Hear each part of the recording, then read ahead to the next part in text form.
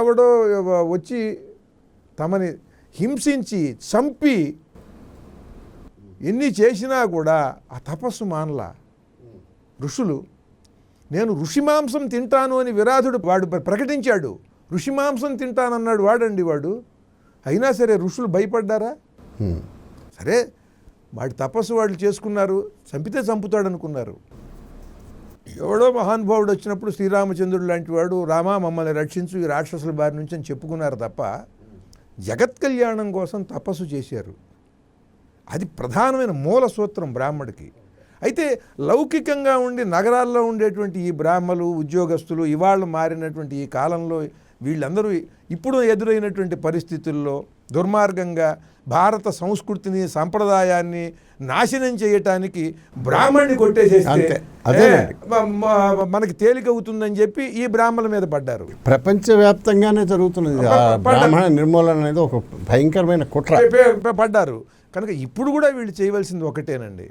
అంటే నేనేమన్నా అంటే మద్యము మాంసము తినకూడదండి బ్రాహ్మలు, స్పష్టంగా చెబుతున్నాను. ఒకవేళ అలవాటు అయినా కూడా దాన్ని మానేయాలి. ఎందుకంటే అసతోమ సద్గమయ, అసత్తు నుండి సత్య మార్గంలోకి రావాలి. ఎవడైనా ఎప్పటికైనా అంతే కదా. పెద్ద రోగం వచ్చినా కూడా డాక్టర్ మానేయమని చెప్తాడు కదా. లివర్ దెబ్బతింటే మద్యం మానేయమంటాడు, మాంసం మానేయమంటాడు. కనుక అది తెలుసుకుని అది చేయాలి. అప్పుడు ఏమవుతుందనంటే ఇతను సాధువు, ఇతని నియమాలు ఇతను పాటిస్తున్నాడు అనేటువంటి భావం కలిగినప్పుడు గౌరవింపబడతాడు. ఎవడన్నా గౌరవింపబడతాడు. దానికి తోడు జ్ఞానాన్ని పెంపొందించుకోవాలి. ఒక్క పూటన్నా సంధ్యావందనం చేయాలి, ఆలస్యంగా అన్నా చేయాలి. నేను కాదు, శృంగేరి జగద్గురువులు చెప్పిన మాట అది. భారతీయ తీర్థస్వామి వారే చెప్పారు, ఆలస్యంగా అన్నా చేయవయ్యా, 20 నిమిషాలు చేయవయ్యా అని చెప్పారు ఆయన. కనుక అది మహాత్ములందరూ చెబుతున్నదే, మనం రక్షించేది అదే. నువ్వు బ్రాహ్మణుడికి ఉండే లక్షణం లేకుండా బ్రాహ్మణుడు అనిపించుకుంటున్న వాడిని కొట్టేసేయటం ఎంతసేపు అండి, తేలిక. బ్రాహ్మణ లక్షణం గనక వీడిలో ఉంటే ఆ బ్రాహ్మణుడిని దెబ్బతినకుండా వాడిని ఎవడేం చేయకుండా మిగతా వాళ్ళందరూ కూడా వచ్చి రక్షిస్తారండి. బ్రాహ్మణుడికి రక్షణ మిగతా కులాల వాళ్ళు. బ్రాహ్మణుడు కాదు ఎప్పుడు. మీకు దీంట్లో ఒకవేళ ఏదన్నా బ్రాహ్మణుడిని నిర్మూలించేయాలని అనుకుంటే ఏం జరుగుతుందో చెప్తా. విశ్వనాథ సత్యనారాయణ గారు పురాణ వైర గ్రంథమాలలో అద్భుతమైన కథ రాశాడు. మహానుభావుడు పురాణ వైర గ్రంథమాలలో దాంట్లో ఒక రాజుకి బ్రహ్మద్వేషం. ఈ బ్రాహ్మణులందరూ కూడా వీళ్ళు కొట్టేస్తున్నారు, ఓ తుండుగొడ్డ కట్టుకుంటాడు, పైన ఒక కాశీతో తుండేసుకుంటాడు, అందరూ వాడికి నమస్కారం పెడుతున్నారు.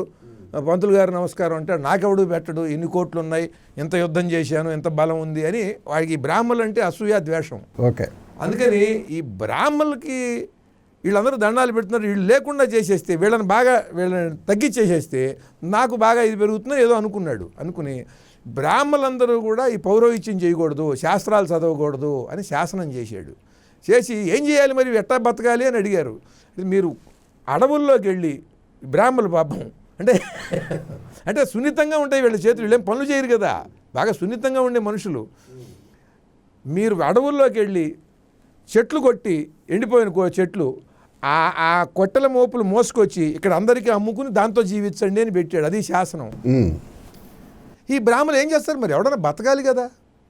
సరే వెళ్ళి ఆ అడవుల్లోకి వెళ్ళటం, ఆ చెట్లు కొట్టడం, అవి పచ్చివి ఎండేంతవరకు ఉండటం, వాటిని కొట్టి మోపులు కట్టి తీసుకొచ్చి చేయటం. 2 తరాలు అయిపోయినాయండి. అంటే ఒక 30 ఏళ్ళు అయినాయి. ఈ పుట్టినటువంటి పిల్లలు మహాబలశాల కండలు తిరిగి వాడి భుజస్కంధాలు కానీ, షోల్డర్స్ కానీ, బైసప్స్ కానీ, వాడి రిస్టు మొత్తం ఫిస్టు అని మొత్తం మహావీరాధి వీరుల్లాగా అయిపోయారండి. ఎందుకంటే వాడు కష్టం చేస్తాడు. జిమ్లో కూడా చేయలేరు. ఇట్టా కొడతాడు, అట్టా కొడతాడు, వాడు ఇట్టా కొడతాడు, ఎట్టా పెడతాడు కొట్టేస్తాడు కదా, అన్ని రకాలుగా. అందుకని వాడి శరీరం ఎటు పడితే అటు తిరిగి దృఢమైపోయి మహాబలిష్టమైపోయింది. ఇప్పుడు ఈ బ్రాహ్మణులందరూ జీన్స్లో ఉన్న బుర్రలో ఉన్నది ఎప్పుడు పోదు కదా. ఒరే మనం జ్ఞానులనరా, ఈ పని చేస్తూ ఎన్నాళ్ళు బతుకుతాం మనం. జ్ఞానం ముఖ్యం మనిషికి. జంతువుకి మానవుడికి భేదం ఏమిటి, జ్ఞానం. మనం జ్ఞానం పొంది ఆ జ్ఞానంతో మనం బతకటం కాదు, అందరికీ మంచి చేయాలి. అది అసలు మన జన్మకి ధన్యత్వం. కనుక ఈ రాజు మీద తిరగబడదామని చెప్పి ఏం తెలియకుండా అద్భుతమైన వ్యూహం, జ్ఞానులు కదా, గొప్ప వ్యూహం వేశారు. మహాబలాఢ్యులు జ్ఞానులు గొప్ప వ్యూహం చేశారు. వాడికి ఎవడెవడు శత్రువులు అన్నీ గమనించారు. వాళ్ళందరినీ కలుపుకున్నారు. ఏమీ తెలియనట్టుగా ఒక రోజున రాత్రిపూట మొత్తం వాడిని కొట్టేశారండి. ఆ రాజు లేడు, వంశం లేదు, అంతే అయిపోయింది. ఇది పురాణ గ్రంథమాల్లో ఉంటుంది. ఓహో. కనుక ఒకవేళ ఎవరన్నా ఇబ్బంది పెడితే జ్ఞానిని, బ్రాహ్మణుని కాదు, ఈ బ్రాహ్మణ లక్షణంతో ఉన్నవాళ్ళు క్రైస్తవంలో ఉండొచ్చు, ఇస్లాంలో ఉండొచ్చు, జైనంలో ఉండొచ్చు, ఎక్కడన్నా ఉండొచ్చు. అంటే సాత్వికంగా ఉంటూ సాత్వికాహారం తీసుకుంటూ తాను పొందినటువంటి జ్ఞానాన్ని 10 మందికి పంచుతూ 10 మంది బాగుండాలని హాయిగా ఉన్న దాంట్లో సంతృప్తిగా ఉంటూ ఏదో తను చేయగలిగిన పని చేస్తూ బతికేసేవాడు ఎవడైనా బ్రాహ్మడే. దాంట్లో ఎంత జ్ఞానం సంపాదిస్తాడు, ఎంతగా ఈ జగత్తుని ప్రేమించి దానికోసం ఆ జ్ఞానాన్ని ధారపోస్తాడు అనేది ఆ స్థితి కావాలి.